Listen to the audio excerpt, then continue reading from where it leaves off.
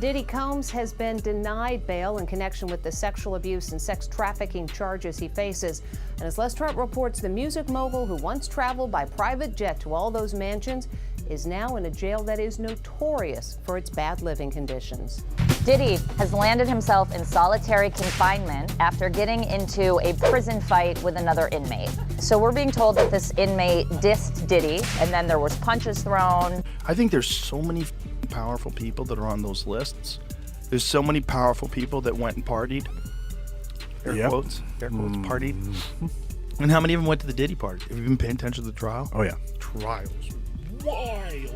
The true reason Diddy was placed in solitary confinement was recently revealed by Joe Rogan. There was a purpose behind the man's relocation. Everyone in the prison is talking about what he did to the convict.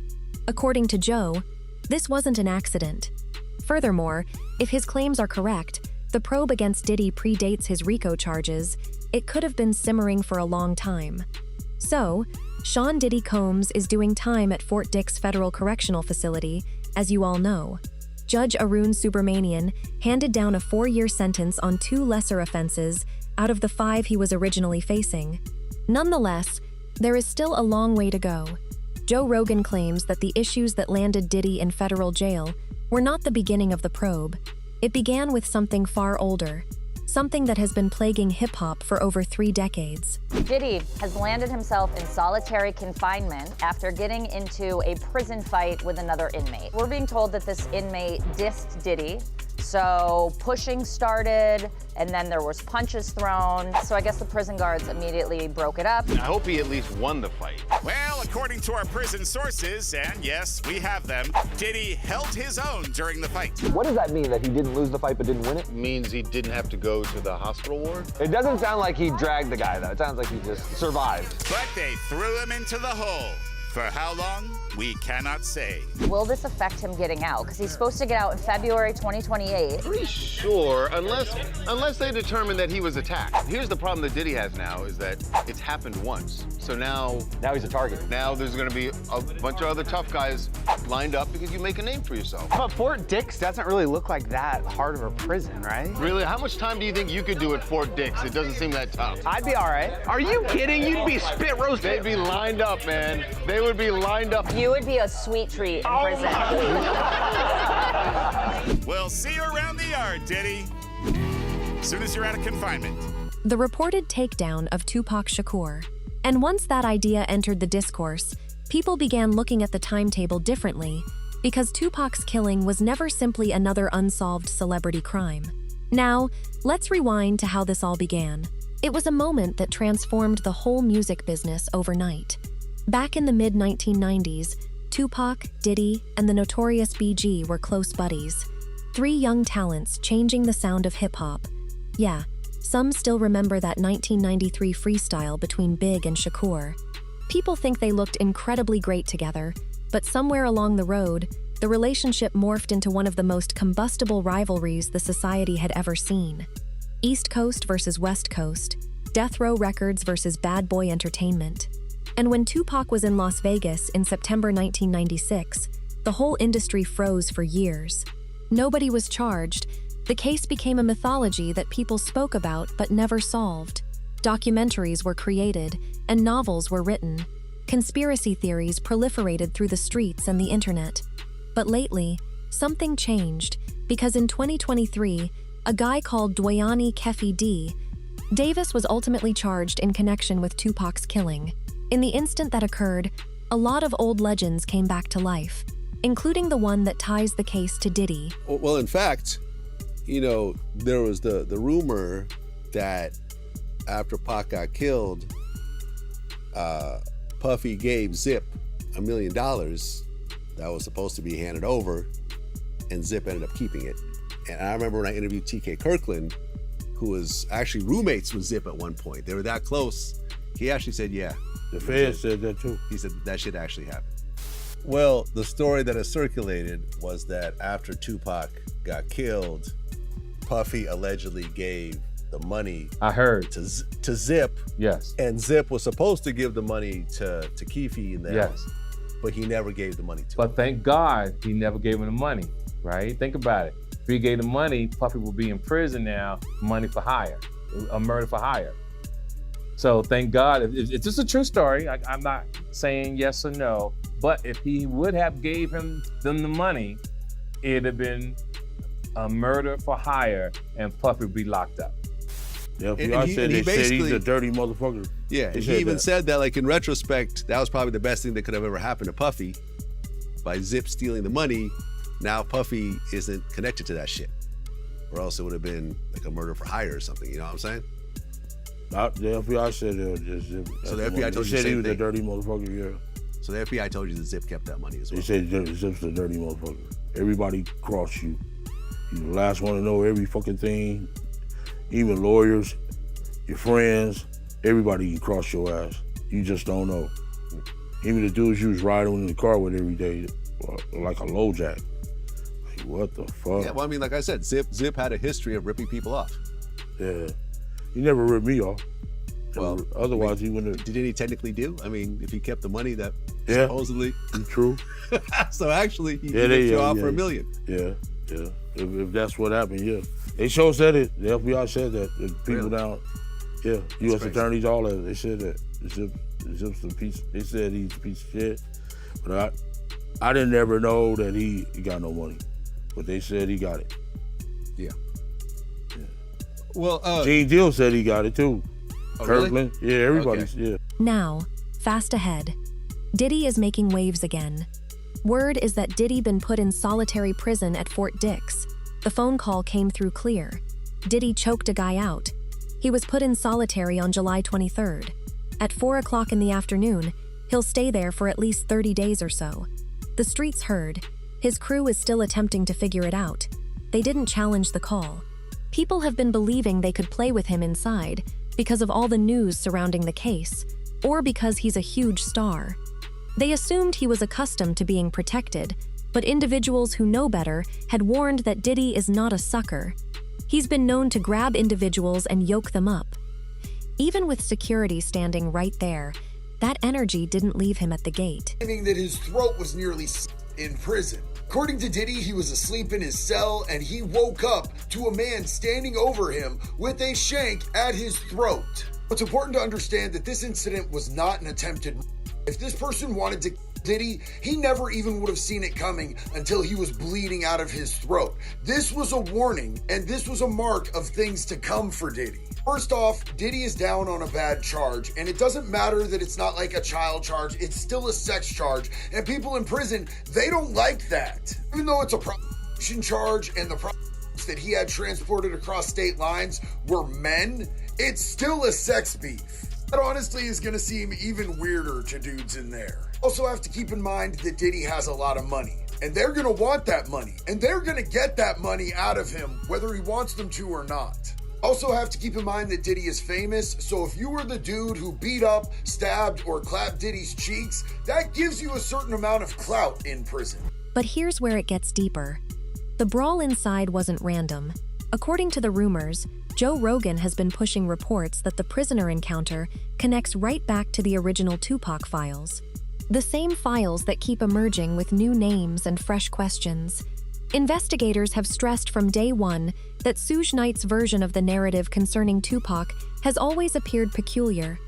People are still asking why Suge never offered Tupac genuine protection that night. After what had just gone down, Suge should have recognized precisely who he was dealing with. He should have shut his artist down or relocated him in a manner that nobody could get near. Instead, there was no security surrounding him.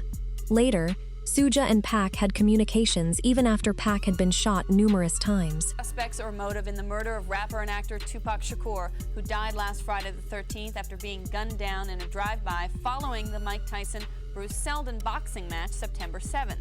Meanwhile, on Thursday night in Los Angeles, we spoke with Marion Suge Knight, head of Tupac's label Death Row Records, and the man who was driving the car sitting right next to Tupac when he was shot. Knight, who himself was grazed in the head by a bullet, was prevented by his lawyers from addressing the shooting itself. But here, for the first time on television, he speaks publicly about its aftermath. How are you feeling and how are you doing physically? I feel like this. I feel that the last word is always God. But Pac saved my life. The reason why I say Pac saved my life, I got shot in the head, I got grazed some other places, but I still got the bullet in my head. It's still there.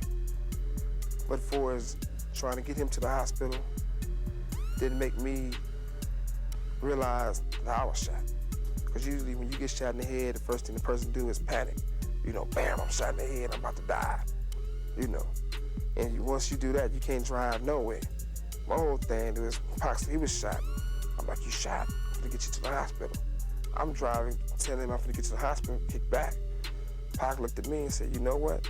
You need the doctor more than me. You the one shot in your head. And we laughed the whole time going to find our way to the hospital. That's the conversation we had. It wasn't, Pac was a man the whole time. It wasn't that he was like, oh, I'm shot. He cracking jokes. They're like, yeah, they shot me. He said, but you shot in your head. Look at your head bleed. Look how much it's bleed. That was Pac. I'm like, man, shut up. I'm gonna get you to the doctor. So he was conscious on the way to the hospital? He was conscious on the way to the hospital. He was conscious in the ambulance. He was conscious after they did the surgery. What was the last thing that he said to you? They loved me. We was in the, we was going in, we was on the thing that was getting there. I like, Pac, we the last one left. When we talk, this how we talking. I said, homie, I'm straight. I love you, homie, I'm gonna be straight. I love you too. That's what it was. There was a report earlier this week in the New York Post that Tupac was looking to leave Death Row Records. Is that true? You should answer that. You don't take a person like Tupac who, if you listen to every song on All Eyes on Me, every song on Machiavelli, every time he do an interview, what's the first thing he say? Death Row. Tupac loved Death Row. Tupac loved me, I loved him. I mean, Tupac took Death Row to the next level. I mean, we worked hard and we laid the foundation down, and Snoop took the baton, he ran with it, and he did a great job with it. When Tupac got the baton, not only did he win the race, he finished so fast he was able to sit back and drink some Thug Passion and come up with another plan. I mean, if you'd asked Tupac that question, then was he planning on leaving Death Row, he definitely would cuss you out. A lot of people in the hip-hop community have said that this incident will change hip-hop. This is a really landmark event, tragic event at that, and that the music will probably never be the same. Do you see the direction of Death Row changing? Is there going to be a different type of music put out? Not at all. We're going to do the same thing we've been doing and sell records. Like I said before, my main goal is fulfill Tupac's dreams. And Tupac would definitely never want the music to change or the style. So we're going to keep it the way he would like it. Folks have been responding pretty strongly to Suge's statements. As one user put it, I don't believe a word Suge has ever said or will ever say. Another wrote, Suge is lying. He knows who murdered Pac. Another stated, I thought they laughed the entire way there. His prior tale never mentioned Pac's desire to drive. That's a fresh detail. Yet another added, somehow that story doesn't sound right. Then this user added, he had many bullet wounds to his body. I doubt he said much. To make things more crazier, Suge said that Tupac was doing well and recuperating in the hospital. He added that as he left the hospital, he and Tupac were laughing and joking. He couldn't comprehend how anyone could go from performing well to doing terribly so soon. But police reports stated Tupac was in a very deep slumber. There was no way Suge was talking to him and hearing laughing. Detective Russell Poole long felt that Suge planned Tupac's murder before he could quit the label and framed the rival Crips to throw police off. Some individuals think that Snoop Dogg, one of the most prominent Crips, had links to the night Tupac died. Snoop stated himself that he was scheduled to be with Tupac that night, but he didn't go. They weren't seeing eye to eye. On the journey back to LA following the Tyson fight buildup, Snoop didn't feel comfortable. He slept beneath a blanket with a knife, just in case things went wrong. The timing of the Tupac and Snoop dispute seems quite fortuitous. Just 2 days before Tupac was attacked, Tupac began disliking him because Snoop revealed in an interview that he enjoyed Puffy and Biggie's music and wanted to collaborate with them.